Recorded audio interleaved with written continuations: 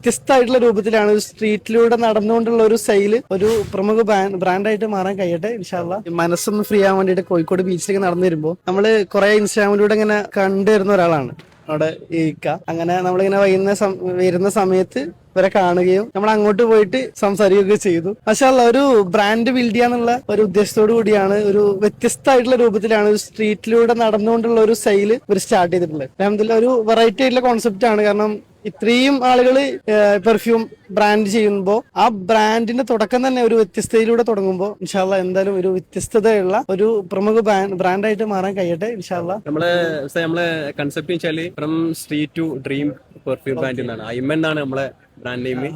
അപ്പൊ അത്തർ ഇങ്ങനെ സെയിൽ ചെയ്തുകൊണ്ട് അതിലൂടെ പ്രോഫിറ്റ് കണ്ടെത്തി ഈഷ് ആൻഡ് മിഡിൽ ഈഷ് ആൻഡ് ഒരു വൈബിലേക്ക് എത്തുന്ന ഒരു പെർഫ്യൂം, ഒരു പുതിയ സ്മെല്ല്.